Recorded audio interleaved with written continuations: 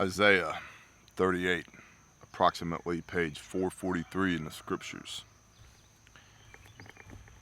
In those days, Hezekiah, was sick and near death, and Yeshayahu, Isaiah, the prophet, the son of Amoz, came to him and said to him, Thus said Yahuwah, command your house, for you are going to die and not live. And Hezekiah turned his face towards the wall and prayed to Yahuwah, and said, I pray, O Yahuwah, please remember how I have walked before you in truth and with a perfect heart, and have done what is good in your eyes. And Hezekiah wept bitterly.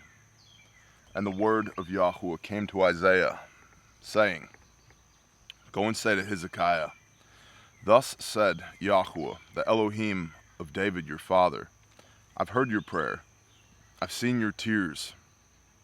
See, I am adding 15 years to your days. And out of the hand of the king of Ashur I shall deliver you and this city, and protect this city. And this is the sign to you from Yahuwah, that Yahuwah does this word which he has spoken. See, I am bringing the shadow on the sundial, which has gone down with the sun on the sundial of Ahaz, 10 degrees backwards. And the sun returned 10 degrees on the dial by which it had gone down. So, the sign and the fulfillment of the sign. This is the writing of Hezekiah, king of Judah, when he had been sick and recovered from his sickness.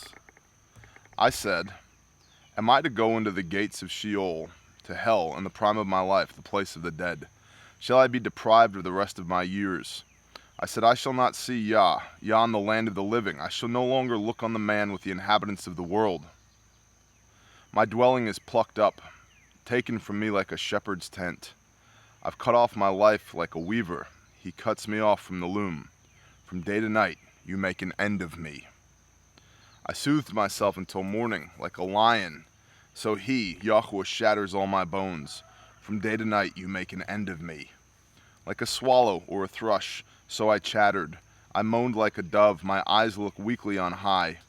O Yahuwah, I am oppressed. Undertake for me. What do I say? For he has spoken to me, and he himself has acted. Softly I go, all my years, because of the bitterness of my soul. O Yahuwah, by these do men live, and my spirit find life in all of them. Restore me and make me live. See, for peace I had what was bitter, but you have lovingly delivered my being, my soul, from the pit of corruption, for you have cast all my sins behind your back. For Sheol does not thank you, nor death praise you. Those who go down to the pit do not watch for your truth. The living, he is praising you, Yahuwah, as I do this day. A father makes known your truth to his children. Yahuwah, come to save me, and let us sing my songs with stringed instruments all the days of our life in the house of Yahuwah.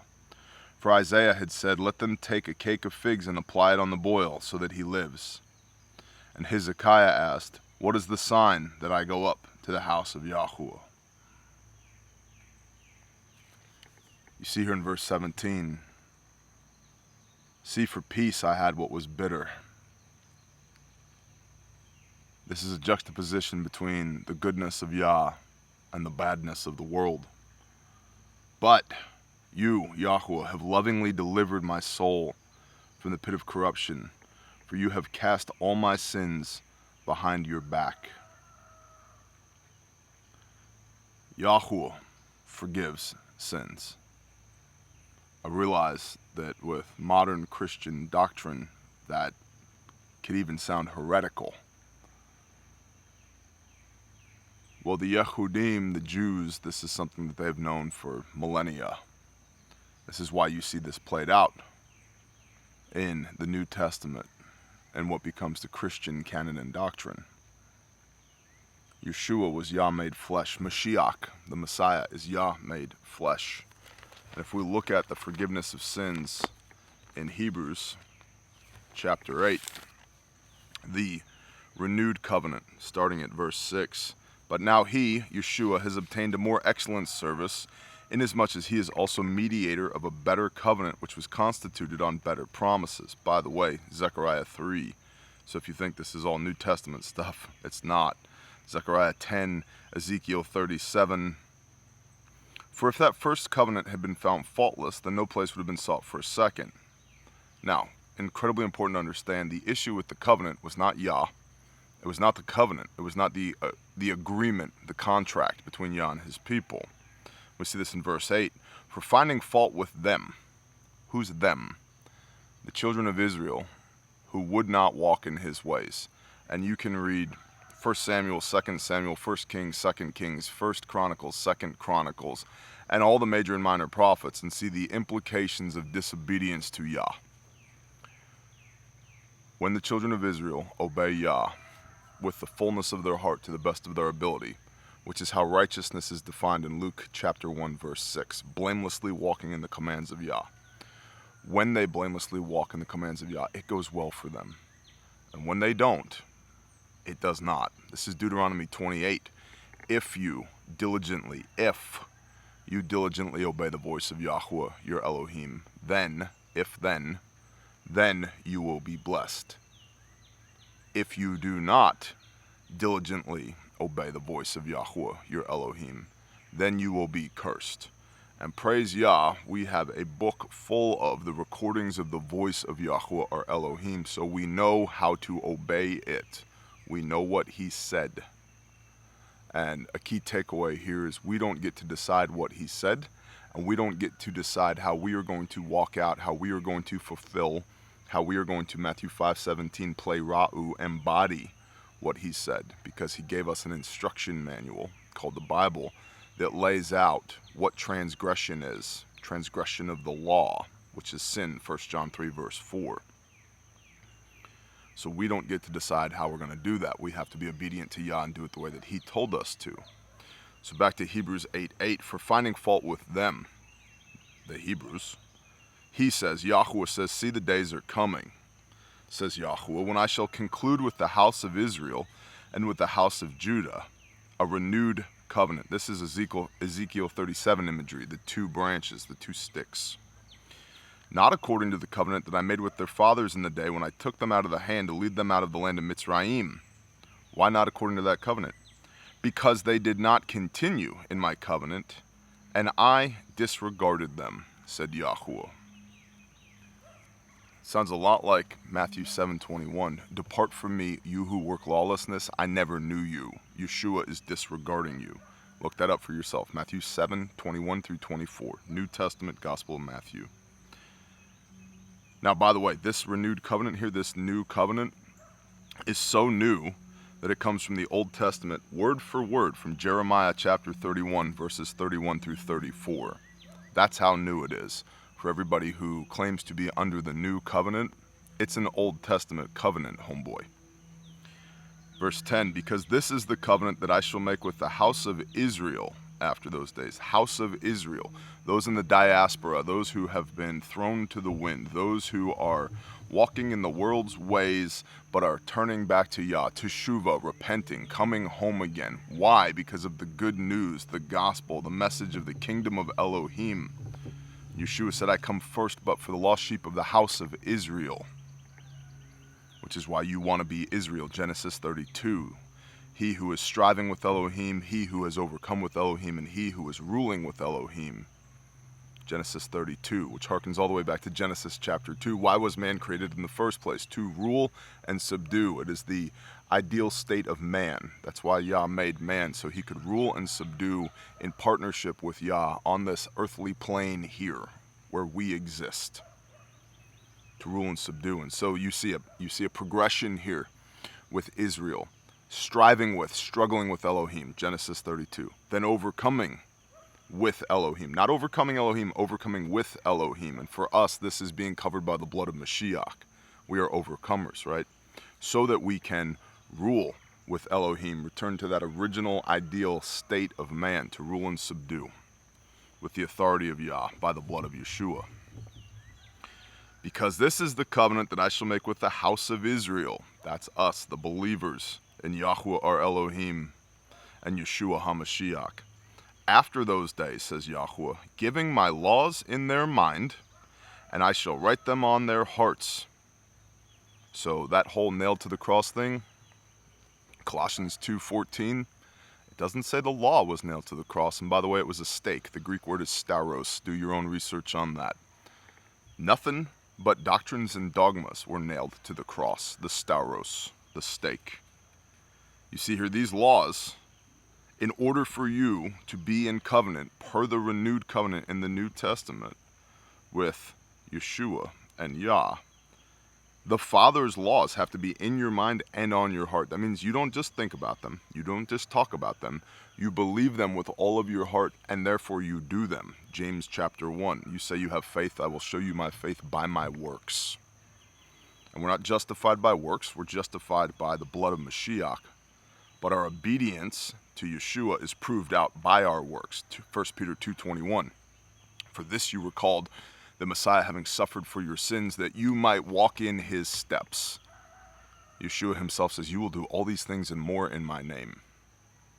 That's a promise and an implication. It's contractual language. You will do all this and more in my name. And of course, one could dive into the rabbit hole of what would Jesus do? Well, he kept Sabbath. He was in the congregation on the Sabbath teaching, as was his custom. You can find that phrase in all four Gospels. He observed the feasts. You can see all throughout the Gospels. He was going to Jerusalem for Sukkot, for Pesach, for unleavened bread. So he kept the feasts. He wore the zitziot, the woman with the blood issue that reaches out and touches the hem of his garment, the tassels. That's zitziot, Numbers 15:37. And we know he ate clean because he was a righteous Jew of the tribe of Judah. Joseph, his adopted father, was in the line of David. So we know that he knew the difference between food and not food. So what would Jesus do? He'd keep the Torah because the Father's laws were in his mind and on his heart. And he was not justified by his works either. His heart condition was right, which is why he did the works of obedience unto Elohim. He never sinned. We know this in Christendom. The Messiah never sinned. Well, what's sin? 1 John 3 verse 4, sin is lawlessness. He never broke the law. Never.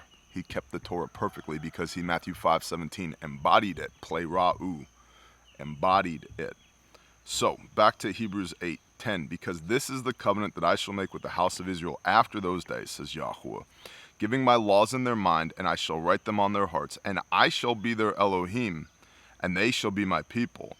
And they shall by no means teach each one his neighbor and each one his brother, saying, Know Yahuwah, because they shall all know me, from the least of them to the greatest of them, because I, Yahuwah, shall forgive their unrighteousness and their sins, and their lawlessness I shall no longer remember. Yahuwah forgives unrighteousness, and their sins and their lawlessness I shall no longer remember. Why? As a condition of this covenant where his people have his laws in their mind and written on their heart. So if we flip back to Isaiah with King Hezekiah here, he's reminding Yah on his deathbed, I have done with a clean conscience and a willing heart everything you have told me to do to the best of my ability. And what does he say in verse 17? See, for peace I had what was bitter, but you have lovingly delivered my soul from the pit of corruption, for you cast all my sins behind your back. You remember my sins and my lawlessness no more, because of my heart condition and my mindfulness of your laws, your Torah, what you have told me to do, the word of God. In the beginning was the Word, and the Word was with God, and the Word was God. Yeshua was the Word made flesh. What word do you suppose that was? The Brit Hadashah, the New Testament, hadn't even been written to this point. So what word did he embody?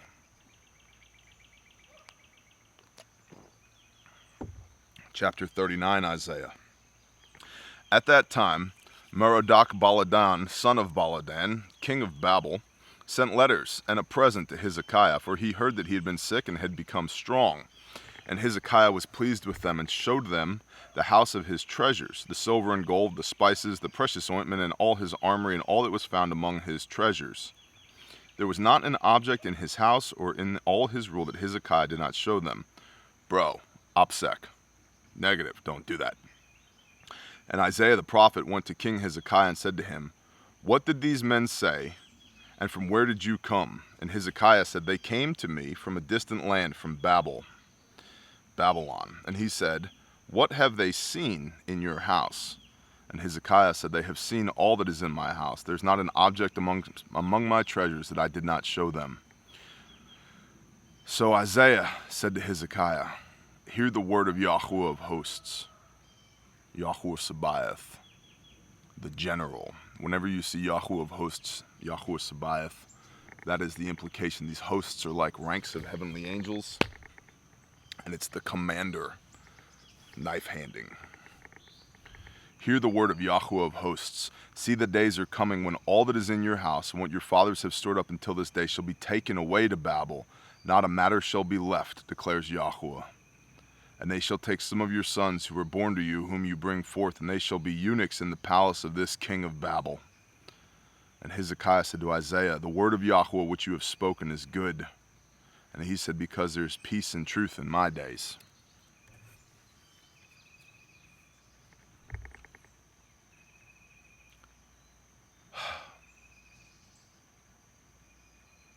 Almost as if Hezekiah is saying, well, man, that sounds terrible, but at least there's peace in my day while I'm still alive. It's like, dude, you just showed them. You just gave them the onus. You motivated them to come and take everything you have by showing it to them. Probably a bad move on the part of Hezekiah. And that is our prophets reading Isaiah 38 and 39 for this week. Bless y'all. Shabbat Shalom.